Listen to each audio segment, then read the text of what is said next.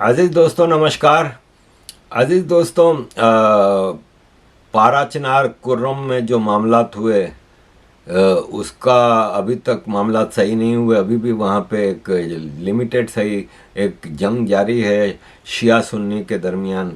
Actual میں تو یہ ایشو شیعہ سنیوں کے ہی درمیان ہے, لیکن ہوا یہ تھا کہ 79 کی جو افغان وار شروع ہوئی تو چونکہ میں آپ کو پہلے ہی بتا چکا ہوں کہ یہ ضلع کرم ہے, یہ جو پارا چنار, اور یہ تین طرف سے افغانستان سے گھرا ہوا ہے. تو جب 79 میں افغان سول وار شروع ہوئی تو ملینز آف ریفیوجیز نے کراس کیا تھا پاکستان میں, اور اس میں بہت بڑی تعداد ضلع کرم اس میں پارا چنار وغیرہ میں گھس گئے تھے. اور چونکہ افغانی دیوبندی تھے اس لیے دیوبندی سنی تھے, اور وہاں پہ چونکہ شیعوں کی میجورٹی تھی تو وہ مختلف شیعوں کی زمینوں پہ قبضہ کر کے بیٹھ گئے تھے. اور اس وقت پاکستان میں چونکہ مارشل لا تھا اور مسئلہ پٹھان نیشن کا تھا, تو اس وقت ان شیعوں کو کچھ کرنے سے روکا گیا, اور وہاں پہ افغانی دیوبندی سنیوں نے شیعوں کی کئی زمینوں پہ قبضے کر کے وہاں پہ اپنے علاقے بنا لیے تھے. اور اب اسی زمین کو ایک آڑ ہے, لیکن بہرحال شیعوں کے اوپر وہاں پہ آئے دن حملے ہوتے رہتے ہیں. جیسے کہ اس بار بھی جو شروعات ہوئی تھی وہ شیعوں کی یاتریوں کی جو بسیں تھیں, منی بسیں تھیں, وینس تھیں, ان کے اوپر سنیوں نے حملے کیے تھے اور 100 سے زیادہ شیعہ مار دیے تھے, جس کے جواب میں پھر یہ ساری سول وار ایک طرح کی شروع ہوئی ہے. ان کے سپورٹ میں پی او کے مختلف علاقوں سے بہت زیادہ پروٹیسٹ ہوئے ہیں. پی او کے میں ویسے ہی آپ کو پتہ ہے کہ پچھلے کئی سالوں سے کنٹینیوس پروٹیسٹ چل رہے ہیں. وہاں پہ بیسک سیوک فیسلٹیز کی بہت کمی ہے. وہاں پہ الیکٹریسٹی کا ایشو میں نے آپ کو بتایا ہے کہ پورے پنجاب کو پی او کے الیکٹرک سپلائی کرتا ہے, لیکن اس کے بدلے میں ان کو رائلٹی یا کوئی ایسی چیز نہیں ملتی.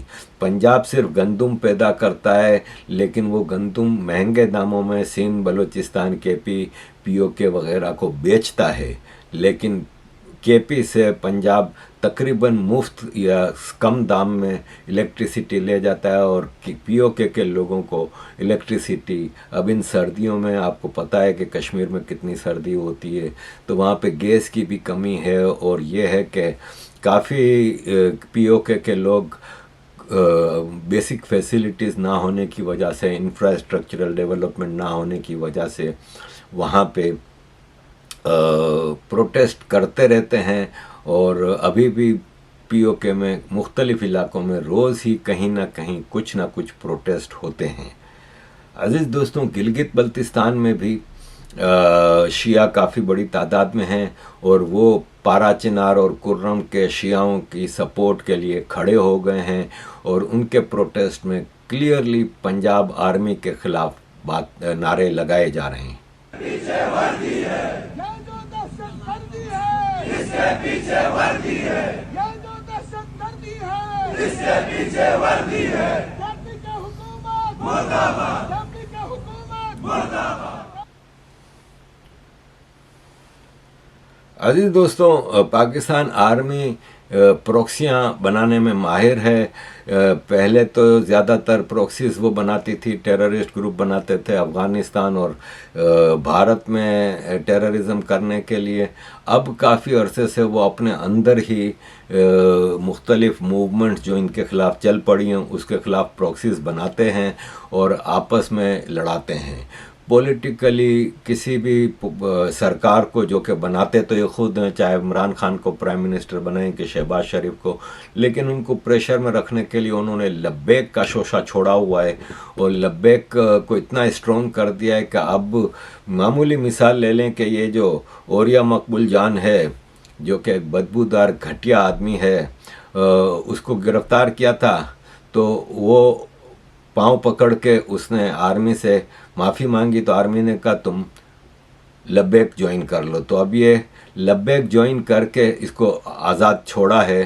90 دن 3 مہینے جیل سے رہنے کے بعد اس نے لاسٹ فرائیڈے ایک بیان دیا ہے جس میں اس نے کہا ہے کہ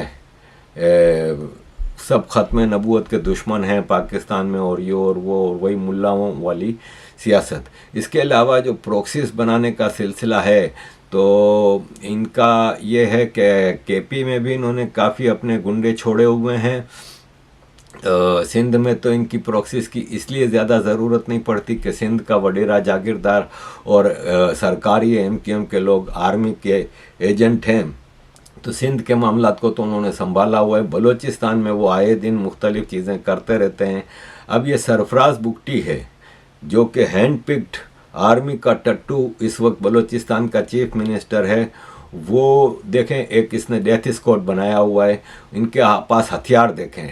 ڈیرہ بگٹی میں انہوں نے یہ سارا ایک لشکر تیار کیا ہے، اور یہ علاقے میں چوری، ڈکیتی، ٹارگٹ کلنگ اور کڈنیپنگ وغیرہ میں انوالوڈ ہیں۔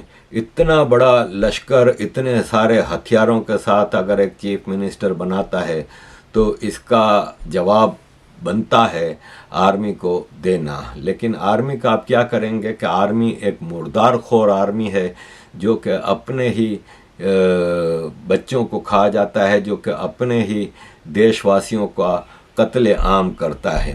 اور یہ آرمی، مجھے اکثر لوگ کہتے ہیں کہ تم کچھ زیادہ ہی نہیں کہتے کہ امریکہ کے ڈکٹیشن پہ چلتی ہے، یہ چائنا کے ساتھ ملے ہوئے ہیں، یہ وہ۔ آپ یہ دیکھیں کہ یہ عاصم منیر ادب بنا کے امریکہ کے فورن منسٹر کے سامنے کھڑا ہے، اور آپ یہ دیکھیں کہ بیٹھ کے بات نہیں ہو رہی، یہ کھڑے کھڑے آرڈر دے کے چلا گیا ہے۔ اس سے پہلے جان کیری کی بھی آپ کو وہ ایک مشہور پکچر نظر یاد ہوگی جس میں اشفاق پرویز کیانی جب پاکستان کا آرمی چیف تھا اور جان کیری فورن منسٹر تھا تو وہ اشفاق کیانی کو آرڈرز دے رہا تھا۔ اور یہ امریکہ کی ڈیپ اسٹیٹ کی جو خاتون ہیں، یہ انہوں نے سارا ڈکٹیشن یہ عاصم منیر کو دیا تھا جب earlier this year Asim Munir امریکہ کے ایک لمبے چوڑے ٹرپ پہ گیا تھا اور وہاں سے وہ ساری پالیسیز لے کے آیا ہے۔ عزیز دوستوں، ابھی بیلاروس کا پریسیڈنٹ آیا تھا پاکستان، تو عاصم منیر سے اس کو ایک میٹنگ کرنے کی کیا ضرورت پیش آئی؟ کبھی ہم نے سنا ہو کہ بھارت میں تو پوری دنیا کے لیڈرز آتے رہتے ہیں، کبھی آپ نے سنا ہو کہ بھارت کے آرمی چیف سے فلاں ملک کا پریسیڈنٹ ملا، یا کہیں بھی آپ نے سعودی عرب میں سنا ہو، کہیں اور سنا ہو؟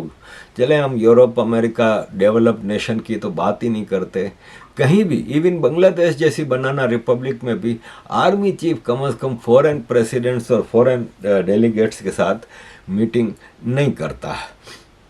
اب یہ ہے کہ آرمی اس وقت چاروں طرف سے پھنسی ہوئی ہے۔ مولانا فضل الرحمان نے کہا ہے کہ مدرسوں کے حوالے سے مدرسوں کو لیگلائز کرنا، مدرسوں کی فنڈنگ کرنا اور مدرسوں کو اور بڑھانا، اس کے لیے میں پارلیمنٹ میں ریزولوشن لا رہا ہوں دسمبر میں۔ اگر نہیں وہ ہوا تو ہم اپنے مدرسوں کے بچوں کے ساتھ وہ دھرنا دیں گے کہ آپ پی ٹی آئی اور باقی سب کو بھول جائیں گے۔ اور آرمی کے لوگ جب مولانا فضل الرحمان کی ٹیم کے ساتھ بات کرنے جاتے ہیں تو مولانا فضل الرحمان کی ٹیم ان کو دھمکیاں دیتی ہے اور ان کو ایسے لہجے میں بات کرتی ہے جو کسی اور کی مجال نہیں ہے۔ آپ کی بات ہو گئی؟ وہ جو آپ نے تقریر پہلے کی نا، وہ تو میں تقریر نہیں کر رہا ہوں بھائی جان، اگر آپ کا یہ لب و لہجہ ہے تو آپ مجھ سے بات نہ کریں، آپ جا سکتے ہیں۔ آپ کا اگر یہ لب و لہجہ ہے، میں آپ سے بات کر رہا ہوں، آپ تقریر کہہ رہے ہیں، آپ بھی تشریف لے جائیں نا، پھر آپ تشریف لے، آپ بھی مجھے بے عزت کریں گے، پھر بات کرنے کیوں آئے؟ میں آپ سے بات کر رہا ہوں، آپ تقریر کہہ رہے ہیں، آپ تشریف لے جائیں نا، پھر یہاں کیوں آئے؟ آپ مجھ سے اگر آپ مجھ سے آپ کریں نا، میں وہی تو کہہ رہا ہوں، گولی چلاؤ، دھمکیاں مت دو، گولی چلاؤ۔ اب یہ جو اتنا شور، آپ دھمکی مت دو مجھے، آپ کہہ رہے ہیں نا کچھ اور کرنا ہے، کرو، آپ کرو کچھ اور، میں یہی کہہ رہا ہوں، آپ دھمکی مت دو، کر گزرو، آپ دھمکی مت دو۔ یونس بھائی آپ چپ رہیں، آپ چپ رہیں، میں بات کر رہا ہوں، آپ دھمکی مت دیں۔ आप जो कर गुजरने हैं ना, जो आप कहते हैं कर गुजरे, मैं यही तो कह रहा हूँ। आपने इब्तदा में पूछा क्या करना, मैंने कहा गोली मारो, क्योंकि आप मुल्क के मालिक हैं, हम आपके गुलाम हैं। आप मारो गोली, आप मारे गोली। तो आप फिर आपका लबो लहजा आपको पता है, मैं आपसे बात कर रहा हूँ, आप करें तकरीर कर रहे हो। आपने बात भी मैं आपसे, मैंने आपको पूछा कि इन्होंने भाईजान अगर आप मेरी लंबी बात सुनने के भी मदावा नहीं है, आप मेरी लंबी बात भी सुनने का होश नहीं रखते, हौसला नहीं रखते, आप मेरी लंबी बात भी गवारा नहीं पसंद करते, तो आप तशरीफ ले जाएं, आप अपना काम करें, हम अपना काम करेंगे, जाएं बिस्मिल्लाह। तो अजीज दोस्तों, कहानी ये है कि ये जो रिलीजियस ऑर्गेनाइजेशंस हैं ना, ख़ास तौर पे जमात इस्लामी, जमीयत उलमा इस्लाम, ये जो देवबंदी जमातें हैं, तबलीगी जमातें, इसके अलावा बरेलवी जमात लब्बैक है, इनको आर्मी की तरफ से खुली छूट दी गई है और ये आर्मी की तरफ से इनको पूरे पाकिस्तान में दनाते फिरने की इजाज़त है। जिस लहजे में ये बात करते हैं रिलीजियस पार्टीज़ आर्मी के हवाले से, चाहे वो लब्बैक हो, चाहे वो जैसे अभी आपने देखा जमीयत उलमा इस्लाम मौलाना फजलुर रहमान की पार्टी, और चाहे वो जमात इस्लामी हो जिसके अमीर हाफिज नईम ने आर्मी की पतलूनें उतार दी। क्या व्हाइट हाउस के बाहर एहतजाज नहीं होता? और इस्लामाबाद के बारे में कहा जाए कि यहाँ तो कोई एहतजाज हो नहीं सकता। किस आइन के तहत एहतजाज नहीं हो सकता? आप मालिक हैं इस पाकिस्तान के मालिक पाकिस्तान के अवाम हैं। ना कोई फौज का जर्नैल है, ना कोई ब्यूरोक्रेट है, ना कोई जागीरदार है, ना कोई वडेरा है, ना कोई जाली फॉर्म 47 की बुनियाद पर बनने वाला वजीर आजम है। ये राइट आपको किसने दिया है कि जगह खाली करने के लिए आप गोलियां चलाएंगे? ये कोई मतलब सरहदें हैं? दुश्मन मुल्क से तो आप लड़ते नहीं हो, जो आकर आपके यहाँ कश्मीरियों को 1 लाख की तादाद में शहीद कर चुके हैं, उनसे लड़ते हुए जान जाती है हुकूमतों की। और अपनी कौम को फतह करने के लिए आप बहुत ताकतवर हैं। वजीर दाखिला साहब मोहसिन नकवी साहब को फौरन इस्तीफा दे देना चाहिए। बाएतमाद जुडिशल कमीशन जिस पर इत्तेफाक हो, और वो जुडिशल कमीशन इस पूरे वाकये की तहकीकात करे ताकि हकायक कौम के सामने आए। और एक सियासी कारकुन तमाम खतरात के बावजूद अगर सड़क पर निकलता है तो पूरी कौम के माथे का झूमर है। ये सवालात अपनी जगह मौजूद हैं कि लीडर्स सियासी कारकुनों को झोंक देते हैं और खुद साइड पकड़ लेते हैं। मुझे अफसोस के साथ यह कहना पड़ता है कि कल बलोचिस्तान असम्बली ने जो हरकत की है और पीटीआई पर पाबंदी लगाने के लिए जो करारदाद पास की है, यह काबिल मजम्मत है। कैसे आप किसी पार्टी को जिसको करोड़ों लोगों ने वोट डाला हो, क्या आप पाबंदी की करारदादें पेश करवाएंगे? अब पंजाब असम्बली में भी आप लाना चाहते हैं। एक जमाने में जमात इस्लामी पे भी पाबंदी लगा के देख ली थी आमिरों ने, तो लगा तो नहीं सके। आज अल्हम्दुलिल्लाह मौजूद है। पीटीआई ने भी अगर अपने दौर में ऐसा किया तो गलत किया। टीएलपी के हवाले से इसी तरह से वहां गोलियां चलनी थी, हमने बात की, हालांकि पाबंदी। अजीज दोस्तों, अभी जो पीटीआई का प्रोटेस्ट हुआ था उसके हवाले से काफ़ी चीज़ें आ रही हैं। उसमें एक आदमी को कंटेनर के ऊपर नमाज पढ़ते हुए नीचे फेंकने की वीडियो है। उसके बारे में कई खबरें आई कि मर गया है, किसी ने कहा जिंदा है, किसी ने कहा वो नमाज नहीं पढ़ रहा था, टिकटॉक की वीडियो बनाने गया था। लेकिन एंड ऑफ द डे अब उस आदमी के बारे में बताया जाता है कि ये इसके दोनों हाथ टूट गए थे, मरा नहीं था। और उसने अभी स्टेटमेंट भी दिया है कि मुझे आर्मी वालों ने नीचे धक्का दिया था। कितने मरे हैं कितने नहीं, सरकार कहती है कि भाई अगर मरे हैं तो उनकी लाशें कहाँ हैं। ओपोजिशन खासतौर पर पीटीआई कहती है कि लाशें तो उन्होंने गायब कर दी थी। ऐसे ही जैसे लाल मस्जिद का मुशर्रफ के दौर में जो वाक़या हुआ था उसमें सैकड़ों लोग मारे गए थे और उनकी लाशों को केमिकल डाल के सब ख़त्म कर दिया था, ऐसे ही। लेकिन बहरहाल कई इसमें एम्बिग्विटी है, कई चीज़ें हैं जो कि क्लियर नहीं हैं। लेकिन कुछ ये जो ये पीटीआई के जो लीडर हैं शहजाद अकबर, वो बता रहे हैं कि 2 आर्मी ऑफिसर्स ने कंफर्म किया कि पीटीआई के जो लोग मारे गए थे इस्लामाबाद में, उनकी डेड बॉडीज़ को इसी तरह गायब कर दिया गया था और केमिकल्स वगैरह डाल के उनको डिस्पोज ऑफ किया था, जैसे 2007 में लाल मस्जिद के ऑपरेशन के दौरान जो बॉडीज़ मारे गई थी उनको गायब किया गया था केमिकल डाल के फिर जला के। तो ये शहजाद अकबर भी यही बात कंफर्म कर रहे हैं। लेकिन इसमें जो सबसे परेशान कुन या वो चीज़ें थी कि जो नंबर काफ़ी बड़ा है, डबल डिजिट का नंबर है, ट्रिपल डिजिट का नंबर नहीं है जो मेरे तक पहुंचा है। لیکن اس میں جب یہ سوال کیا گیا کہ لاشوں کا کیا کیا گیا، کیونکہ آپ جانتے ہیں کہ 10-12 لاشیں جو ہیں وہ آلریڈی وصول ہو چکی ہیں، ان کے جنازے بھی ہو چکے ہیں، ان کی ڈیٹیلز بھی آ چکی ہیں، لیکن یہ نمبر اس سے زیادہ ہے، اور وہ لوگ آگے چل کر آپ دیکھیں گے کہ وہ مسنگ پرسن میں چلے جائیں گے، کیونکہ ان کی لاشوں کے ساتھ بھی وہی کیا گیا جو لال مسجد والوں کی لاشوں کے ساتھ کیا گیا تھا، کیونکہ لال مسجد کی بھی جو آج تک وہ لاشیں نہیں مل سکی ہیں، اور ہم سب جانتے ہیں جو جرنلسٹ اس کو کلوزلی کور کرتے رہے ہیں وہ جانتے ہیں کہ کس طرح سے ان لاشوں کو پہلے آئٹم لے جایا گیا، وہاں پہ کولڈ اسٹوریج میں رکھا گیا، پھر ان کو کپڑوں میں لپیٹ کے، کفن نما کپڑوں میں لپیٹ کر کس طرح سے ان کو زمین پر اور وہ ان کے اوپر مختلف کیمیکلز اور ڈال کے اور آگ لگائی گئی۔ یہاں بھی اس طرح کی اطلاعات شیئر کی ہیں ان لوگوں نے جو اس وقت اس معاملات کو چلا رہے ہیں، کیونکہ یہ کنورسیشن جو ہوئی ہے یہ 2 فوجیوں کے آپس میں ہوئی ہے، اور انہوں نے یہی بات آپس میں کی ہے کہ بھائی جو لال مسجد والوں کا کیا تھا وہی ان کا کیا ہے۔ عزیز دوستوں، امارات نے اب لازمی کر دیا ہے پاکستانی کی ورک ویزا کے لیے کہ وہ پولیس کیریکٹر سرٹیفکیٹ ساتھ میں جمع کرائیں، اور یہ اس لیے ہے کہ وہاں پہ پاکستانی انلیگل ایکٹیویٹیز اور بھیک مانگنے میں اور ان چیزوں میں شامل ہیں۔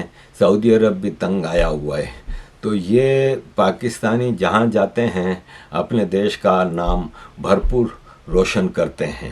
عزیز دوستوں، ایک اور خبر آئی ہے کہ وویک راماسوامی، جو کہ ڈونلڈ ٹرمپ نے جن کو ڈوج ایک ہے امریکہ کی کمیٹی جو کہ پورے پولیٹیکل معاملات کو دیکھے گی اور اسپیڈ اپ کرے گی آپریشنز کو، ایلن مسک کے ساتھ وہ ڈوج کو لک آفٹر کریں گے، تو راماسوامی نے کہا ہے کہ نیو یارک کی سرکار ہے نا $220 ملین روزویلٹ ہوٹل کو سال کا دے رہی ہے انلیگل مائیگرنٹس کو اس ہوٹل میں رکھنے کے لیے۔ عزیز دوستوں، پہلے تو آپ یہ دیکھیں کہ یہ روزویلٹ ہوٹل ہے نیو یارک کے مینہٹن میں، 5 اسٹار ہوٹل میں آپ انلیگل مائیگرنٹس کو رکھ رہے ہیں۔ یہ لیفٹ کا ایکو سسٹم، یہ انٹرنیشنل ڈیپ اسٹیٹ جو ہے خاص طور پہ امریکہ کی، وہ کیا کرتی جا رہی ہے کہ وہ امریکہ کو کن معاملات میں الجھا رہی ہے۔ اور سب سے بڑی بات یہ ہے کہ یہ روزویلٹ ہوٹل ہے نا پاکستانی سرکار کی پراپرٹی ہے، اور پاکستانی سرکار اس کو $1 بلین اور اس میں کچھ میں بیچنے کے لیے بھی تیار تھی، لیکن پھر پیچھے ہٹ گئی کیونکہ امریکہ کسی نہ کسی طرح پاکستان کو سہارا دے دیتا ہے، اور انہوں نے یہ $220 ملین پر ایئر اس ہوٹل کو دے رہے ہیں جو کہ سیدھا پاکستان کو جا رہا ہے، کیونکہ یہ ہوٹل سننے میں یہی آ رہا تھا کہ کافی عرصے سے بند پڑا تھا، اب اس کو زندہ کیا ہے، اور بیک ڈور سے پاکستان کو $220 ملین پر ایئر دیے جائیں گے، تو سمجھ لیں کہ 4 سال میں $1 بلین۔ تو یہ وویک راماسوامی نے کہا ہے کہ یہ کیوں دیے جا رہے ہیں، کیا ضرورت ہے انلیگل مائیگرنٹس کو یہاں پہ اس طرح رکھنے کی، سیدھا ڈیپورٹ کریں۔ تو لیٹس سی ٹرمپ کے آنے کے بعد چیزیں کس طرح چینج ہوتی ہیں۔ عزیز دوستوں، پارا چنار کے MNA انجینئر حمید حسین نے پارا چنار کے حوالے سے کافی ڈیٹیل میں چیزیں بتائی ہیں، جو کہ میں 5 منٹ کی یہ ویڈیو اینڈ پہ آپ کے ساتھ شیئر کر رہا ہوں۔ سنیں گے تو آپ کو زیادہ ڈیٹیل میں پتہ چلے گا کہ کرم ایجنسی میں کیا ہو رہا ہے اور کیوں یہ سب چیزیں ہیں۔ عزیز دوستوں، thank you very much for all your support, kindly keep support. جن حالات میں پارا چنار میں خود موجود تھا، یہ میں بات کرتا ہوں 12 تاریخ کی، اس وقت میں ادھر موجود تھا، جرگے ہو رہے تھے، ان جرگوں سے میں نے صرف اس لیے انکار کیا تھا کہ یہ جرگے ہم سن 47 سے کر رہے ہیں، آج تک کوئی رزلٹ نہیں آ رہا۔ معاہدے جو ہم نے ہزاروں معاہدے کیے ہیں، جس پہ اہل سنت اہل تشیع دونوں راضی ہیں، دونوں کہتے ہیں کہ اس کو امپلیمنٹ کرو، جس کا نام مری معاہدہ ہے، اس پہ عمل نہیں کرتے، مزید کیا جرگے کر رہے ہو۔ اور یہ ایک بات آپ لوگوں کو بتا دوں کہ یقین کرو، میں نے ادھر سے جاتے ہوئے لوگوں کو مارا گیا، یہ ان کی موجودگی میں یہ سیکیورٹی والے دیکھتے رہے ہیں، لوگوں کو مارا گیا اسی طرح کنوائے کی صورت میں، جو ابھی دیکھ رہے ہیں آپ، یہ پورا ہفتہ 10 دن میں نے کوئی نہیں چھوڑا، کوئی فورم نہیں چھوڑا، سب سے ملا ہوں۔ میں نے IGFC سے بات کر لی پشاور میں، بلیاسار قلعہ میں، جو باتیں میں نے کر لی اس کے جواب میں اس کی الفاظ ہیں، میں شارٹ کٹ بتا رہا ہوں کہ اس نے مجھے یہ جواب دیا کہ آپ کا مطلب یہ ہے کہ ہم ڈالر لے کے لوگوں کو مروا رہے ہیں۔ میں نے کیا جواب دیا؟ میں نے یہ جواب دے دیا کہ یہ میں نہیں کہہ رہا، یہ پبلک کہہ رہی ہے۔ اس کے بعد सीएम हाउस में मैंने बात कर ली, उसके बाद गवर्नर हाउस में मैंने बात कर ली, उसके बाद कोर कमांडर से बात हो गई। कोर कमांडर से सिर्फ मैंने ये बात कर ली, मैंने कहा रोड खोल दो। उसने कहा कि मैंने तो नहीं बंद किया। मैंने कहा बहस नहीं करते, रोड खोल दो। फिर मुझे कहते हैं कि हमने तो नहीं बंद किया। मैंने कहा रोड खोल दो। आखिर में उसने कहा कि हाँ खोलते हैं, लेकिन मैंने एक बात कर दी कि हमें हाथ बांध कर ना ले जाया जाए। जिस तरह अब कन्वाई बनाते हैं तो ये हमारे हाथ बांध के एक जुलूस की शक्ल में मरवाना चाहते हैं। जो मुझे शक था, जो मैंने बताया था, उसी तरह हो गया। मुझे बार बार फोन आते रहे, कभी 6 घंटे कन्वाई खड़ी है, कभी 5 बजे कन्वाई खड़ी है, 5 घंटे कन्वाई खड़ी है। क्यों, किस लिए? इसीलिए कि आगे बंदोबस्त करवानी थी, मरवाना था। लाना तो ऐसी सिक्योरिटी पे जिसकी मौजूदगी में इस तरह जो हालात पैदा किए गए। मैं इधर एक बात बता दूं, आप सारे सुन ले, कोई शिया सुनी लड़ाई नहीं है, कुछ शिया सुनी भाई हैं उधर भी, लेकिन ये करवाया जा रहा है, मरवाया जा रहा है और अपनी मकासद हासिल करने के लिए किया जा रहा है। मैं आज इन सिक्योरिटी वालों को बताना चाहता हूँ कि ये लोगों के जो मुंह से नारे लग रहे हैं, ये हक बजानिब हैं। ये आप ना सोचें कि लोग नहीं समझ रहे, सबको पता है कि किस तरह करवाया जा रहा है, क्यों मरवाया जा रहा है। मकासद है अपने, अगर नहीं है, मैंने सब फोरम पे ये सवाल उठाया है कि चलो जमीनी तनाज़ात हैं, शिया सुनी लड़ाई है, रोड के कस्टोडियन तो आप हैं, रोड तो हुकूमत का है, रोड पे तो कोई नहीं लड़ रहा। आप अपनी रोड की हिफाजत करें, हमारी हिफाजत न करें, अपनी रोड की हिफाजत करें। आप रोड सेफ बना लें, हम जाने, हमारा आना जाना जाने, जिस तरह हम जाते हैं जाते रहेंगे। अगर आप हमें इकट्ठे न मरवाते, हम आजादाना जाते, तो आज 1 या 2 गाड़ियों पे फायरिंग होती, लेकिन आपने मंसूबे के मुताबिक हमें इकट्ठे करके मरवा दिया।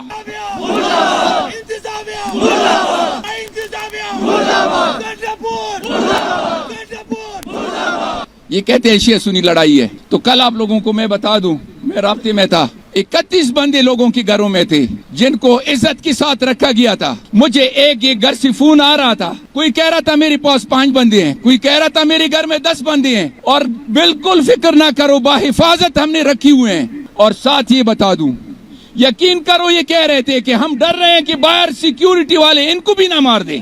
कितने अफसोस की बात है। और वही बंदे, 31 बंदे एक ही जगह उन्हीं अहले सुन्नत के घरों से निकल आए हैं, उन्होंने बाहिफाजत अलीज़ई पहुंचा दी है। तो अगर आप कहते हैं कि शिया सुनी लड़ाई है, तो उनको क्यों नहीं मरवाया, उनको क्यों नहीं मारा? तो इसी से यही पता चलता है कि कौन करवा रहे हैं, कैसे करवा रहे हैं। इस चीज को हम रियासती दहशतगर्दी कहते हैं। ये रियासती दहशतगर्दी है। अगर आप ये सोच रहे हैं कि हम सो रहे हैं, नहीं, हम नहीं सो रहे, हम देख रहे हैं सब कुछ। और आगे आप लोगों को ये भी बता दो, अभी इत्तला आई है कि पाराचिनार में कुछ चेक पोस्ट थे, उनको जलाया गया है। यकीन करो, पब्लिक ये कह रही है कि हम बुझाने आए थे, हम बुझाने भी नहीं दे रहे थे, इन्होंने आग खुद लगाई है। इंशाअल्लाह हम सो नहीं रहे, हम बेदार हैं, हम हर हालत में मुकाबला करेंगे और करते रहेंगे इंशाअल्लाह। ये ना सोचें। मैं इधर से आप लोगों की उसातत से, गवर्नमेंट से मुतालबा करता हूं कि हमारा जो कुरुम मलेशिया है, जो मिक्स है, उसमें अहले सुन्नत भी है, अहले तशय्युअ भी है, हमें अपना कुरुम मलेशिया वापस दे दें। और जो एफसी, जो एक तरफा एफसी, उनको हमारे इलाके से निकाल दिया जाए। और ये जो आर्मी है वो अपनी बाउंड्रीज पे चली जाए। और लोगों को जिस तरीके से जहर दे रहे हो, जिस तरह मरवा रहे हो, मजीद हम इसके मुतहम्मिल नहीं हो सकते। हम यही कहेंगे कि हमारा जो रोड है वो सेफ किया जाए और गवर्नमेंट अपनी कस्टोडियन की ये एक साबित कर दे कि हम, ये रोड गवर्नमेंट का है। अदरवाइज फिर ये रोड हम कहेंगे कि हमारा है, फिर हम इसका कैसे हिफाजत करते हैं, फिर करते रहेंगे इंशाअल्लाह।